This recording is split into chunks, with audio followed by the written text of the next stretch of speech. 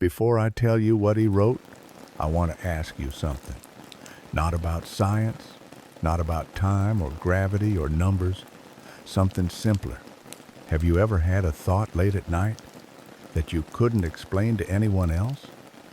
Something small, maybe, but quiet and honest.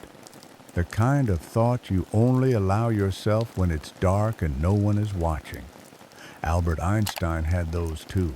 Not the famous quotes, not the theories or the speeches, but the private thoughts, the kind he scribbled into the margins of his diary long after the world thought he had gone to bed. Welcome to Mr Narratory. This isn't a story about physics. It's a story about a man who, for all his brilliance, spent most nights trying to understand not just the universe, but himself. Einstein kept many notebooks, some filled with equations, some with letters. But few people mentioned were more like quiet companions. There's one in particular, worn and pocket-sized, where he would write not as a physicist, but as a man alone with his thoughts. He called them evening pages, though they didn't follow any format.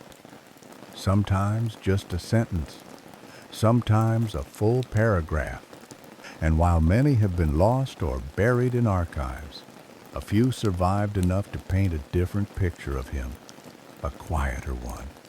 In one entry, dated early spring, he wrote, "It is a strange thing to be celebrated for thoughts I had while walking alone.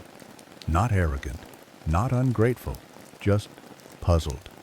And in that sentence you feel it, the sense of a man who lived more in stillness than in applause. In another entry, written one cold evening in Berlin, he asked himself simply, "Will I always feel this separate from the world, even when I'm in the middle of it?" That line struck me the first time I read it, because it doesn't sound like a genius talking.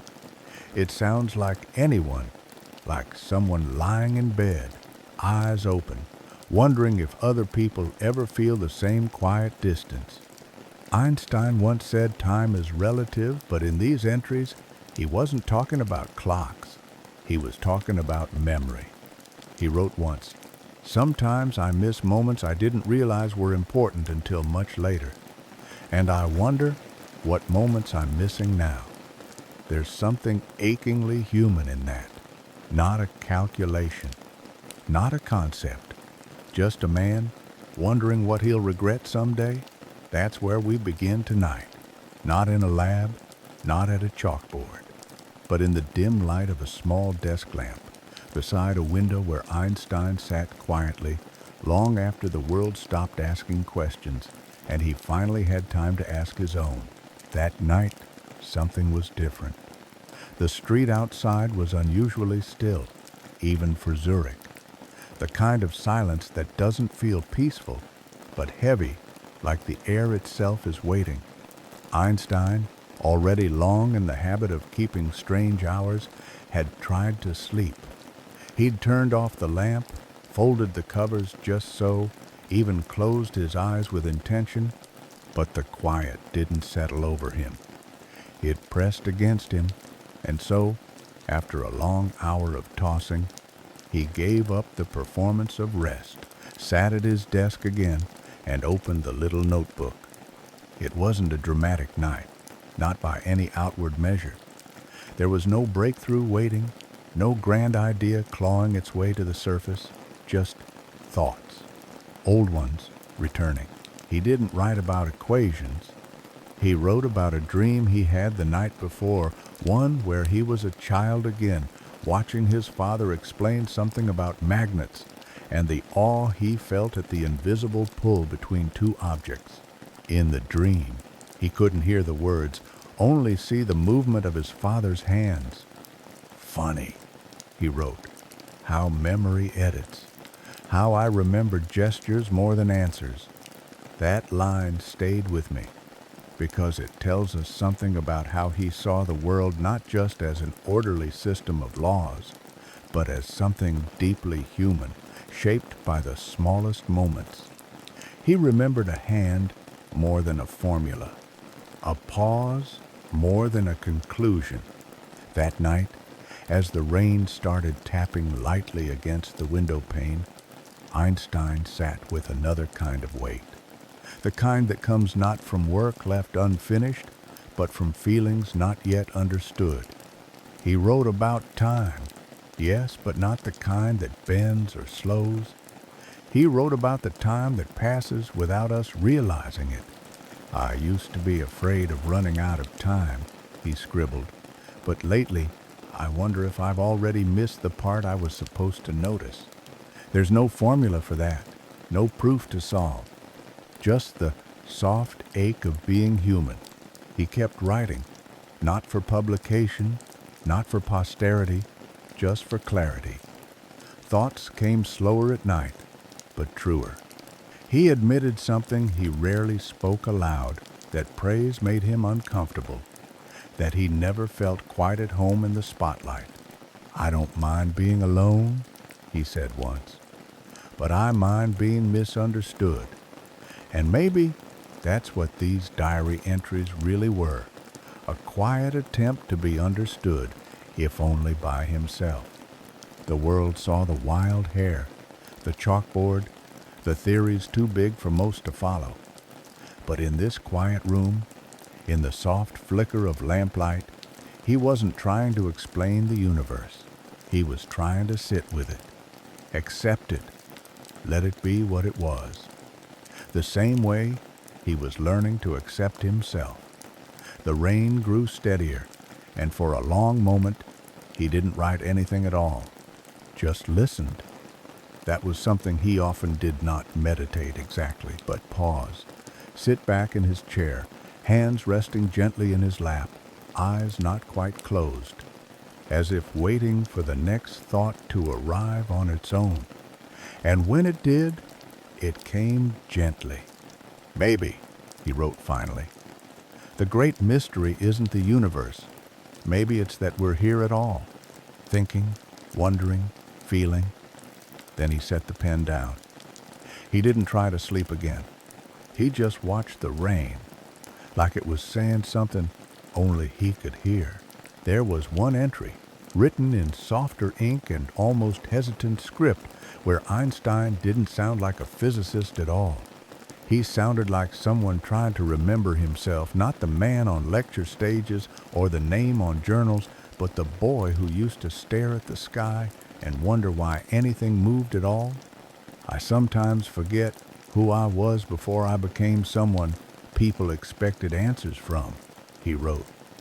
That sentence says more than most biographies ever do, because before the Nobel Prize, before the equations that bent light and time, before the photos on walls and quotes taken out of context, Albert had simply been a curious, quiet boy in a small German town. He didn't speak fluently until he was almost 9. Teachers thought he was slow. He wasn't. He was just listening, always listening. And sometimes, late at night, decades later, he'd still return to those memories, not in words, but in images. The way his childhood room smelled in the summer, the sound of his mother playing piano in the other room, the tick of the clock on the wall that seemed to grow louder when the world went still. One evening, in that little notebook, he wrote, "It's strange that now I can explain time, but I still miss the way it felt when I didn't understand it." That line lingered like a shadow behind the pages, because it's easy to forget that Einstein, the mind, was also Einstein, the son, the friend, the quietly awkward young man who sometimes felt like he was watching the world rather than belonging to it. He remembered the smell of books in the old school library, the way light spilled across the desk just before sunset, the warmth of his father's coat when they walked together through snow-covered streets, not saying much, but sharing the silence comfortably. Those were the details that surfaced in his diary, not formulas, but feelings.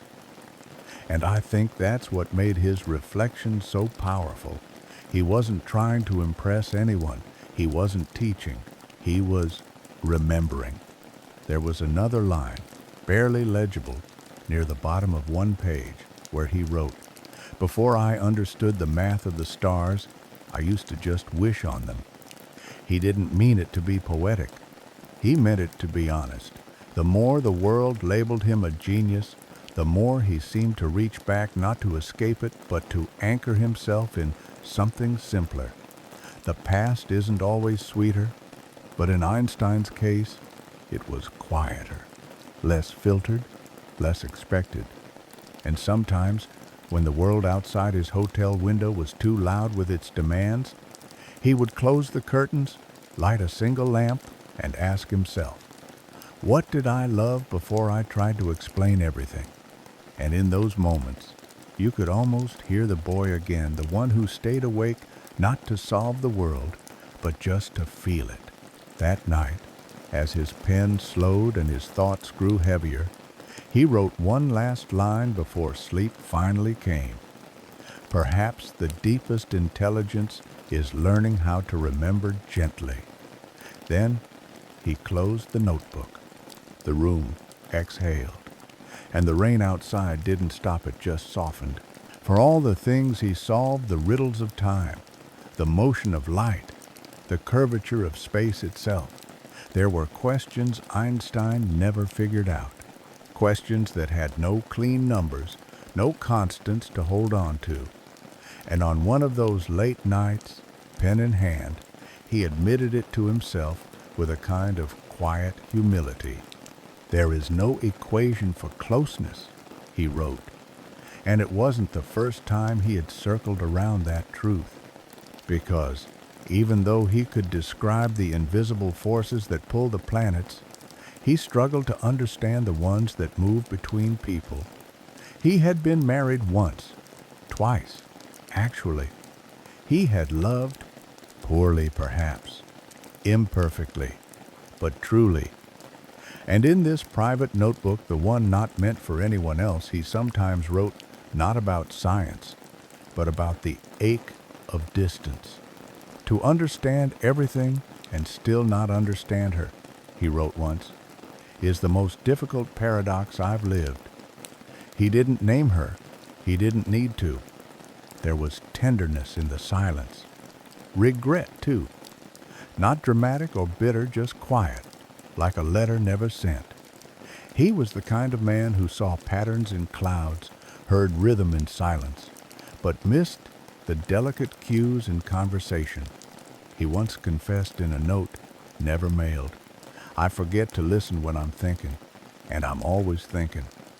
That honesty was rare, even in his time. He didn't write it to excuse himself. He wrote it to understand himself. That was Einstein in the dark. Not a figure on a postage stamp, not the professor at the chalkboard, just a man trying to find a formula for connection. One night, long after midnight, he wrote something that stayed with me more than any theory. The most difficult journey is between two people. And in that line, you can feel everything he wished he'd known how to do better. He didn't write with shame, he wrote with gentleness. A kind of self-forgiveness that only comes with age and silence. As if he were saying, "I tried."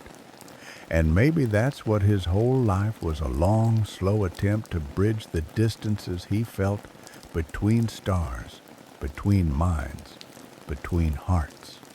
On the same page, he added something smaller, almost like an afterthought.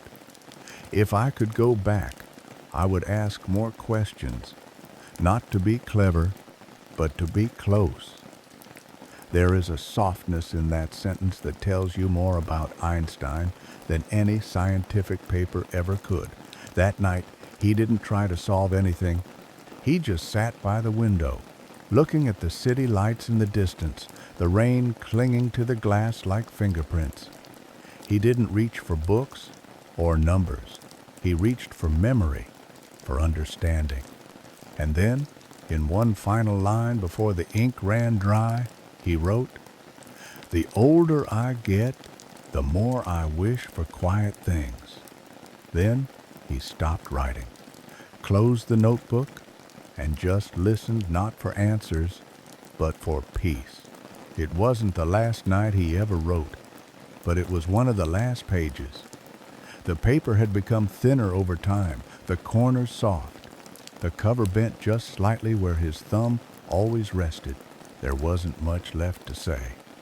Not because he'd run out of thoughts he never did, but because the need to explain them had slowly faded. The older I become, he wrote, the more I find comfort in what I don't understand. There was no fear in that sentence, just peace. It had taken a lifetime for him to reach that kind of quiet. Not silence from the world, but silence inside himself.